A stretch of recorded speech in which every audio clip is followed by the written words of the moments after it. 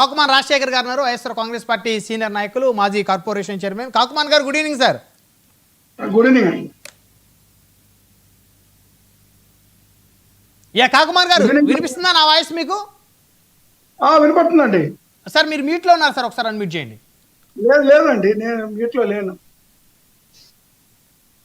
ఒకసారి మీరు అక్కడ చెక్ చేయండి. ప్లీజ్. వినిపిస్తుంది. కాకుమాన్ గారు, good evening sir. Good evening అండి. ముందు మొదటి అంశం, నిన్న కొంతమంది చిరంజీవి గారి అభిమానులు, అంటే ప్రత్యేకించి చెప్పాలంటే అందులో స్వామినాయుడు గారు కూడా ఉన్నారు. ఆయన చిరంజీవి గారి అభిమాన సంఘానికి అధ్యక్షుడు ఆయన. సో ప్రజారాజ్యంలో కూడా ఎమ్మెల్యేగా పోటీ చేసి 800 స్వల్ప ఓటుతో, ఆయన 800 1200 ఓటుతో కూడా ఓడిపోయిన పరిస్థితి. సో ఆయనే చిరంజీవి గారి పార్టీ ఆఫీస్ కానీ అవన్నీ కూడా ఆయనే చూస్తూ ఉంటారు. సో ఆయన సమక్షంలో కొంతమంది నిరసన చేపట్టి బాలకృష్ణ గారి మీద ఫిర్యాదు కూడా మేము చేయడానికి సిద్ధంగా ఉన్నామని చెప్పేసి చేయబోయినటువంటి క్రమంలో చిరంజీవి గారికి ఆ విషయం తెలుసుకొని ఆయన వారిని ఆపినటువంటి క్రమం స్పష్టంగా అర్థమవుతోంది. వారు మళ్ళీ మరొకసారి ఇలాంటి ఏమైనా జరిగితే మాత్రం ఇక మేము చాలా సీరియస్గా తీసుకుంటామని చెప్పేసి వాళ్ళందరూ కూడా ఒక ప్లాట్ఫామ్ మీకు వచ్చి చెప్పిన పరిస్థితి. ఎలా చూస్తారు దీన్ని కాకుమాన్ గారు? ప్యానల్ ఉన్నటువంటి మిత్రులకు అందరికి ముందుగా నమస్కారాలు.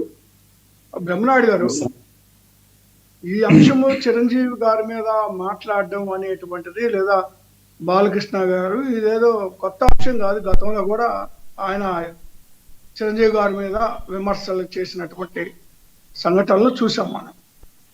అయితే మొట్టమొదటిసారిగా చిరంజీవి గారు స్పందించడం జరిగింది.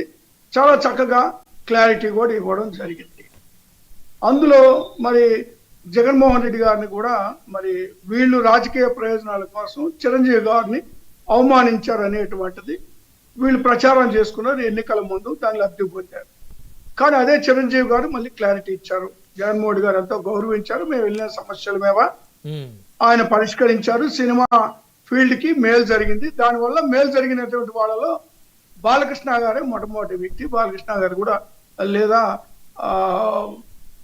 ఇతరులు కానీ అందరూ మేలు పొందారు తప్పితే దీనివల్ల ఇబ్బంది జరగలేదు. మమ్మల్ని చాలా సాధారణంగా ఆహ్వానించారు. ఈవెన్ అల్లు అర్జున్ గారు కూడా మేలు పొందినట్టుగా మాట్లాడారు. ఏది ఏమైనా సరే, జగన్మోహన్ రెడ్డి గారిని వాళ్ళు ఏ విధంగా ఆబాస్పాలు చేయాలో ఆ విధంగా ఆ రోజు చేశారు. కానీ చిరంజీవి గారు ఆ రోజు కానీ మాట్లాడుంటే చాలా బాగుండేది. అది సరే, ఆ రోజు మాట్లాడలేదు, ఇప్పుడు ఆయన వరకు వచ్చింది కాబట్టి ఆయన మాట్లాడడం జరిగింది. ఏది ఏమని ఇప్పటికన్నా ఆయన నోరు విప్పినందుకు చాలా సంతోషం.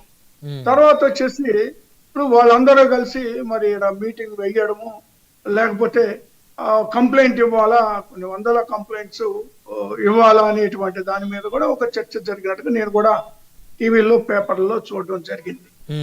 అది ఇప్పుడు వాళ్ళ అంతర్గత వ్యవహారము. ఇప్పుడు వాళ్ళు కంప్లైంట్ ఇచ్చుకుంటారా లేదా చిరంజీవి గారి మీద గౌరవం, ఎందుకంటే రాజకీయంగా మాత్రం చక్కగా చిరంజీవి గారిని వాడుకున్నారు. ఈ రోజు ఆయన పక్కన కనీసం వాళ్ళ అన్నదమ్ములు కూడా నిలబడ్డ పరిస్థితులు లేదు. చివరికి పవన్ కళ్యాణ్ గారు కానీ లేదా నాగబాబు కానీ కనీసం ఖండించినటువంటి పరిస్థితులు కూడా లేవు.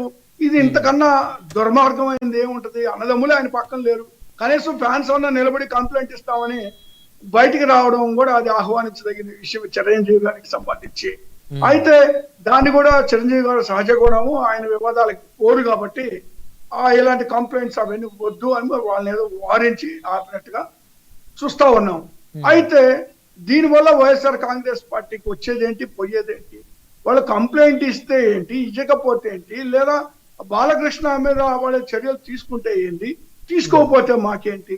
మా పార్టీకేనో దాని వల్ల ప్రయోజనం ఏం లేదు. ఇక్కడ నేను ఒక పాయింట్ అడుగుతాను కాకుమాన్ గారు. ఇప్పుడు మరి చిరంజీవి గారికి సంబంధించిన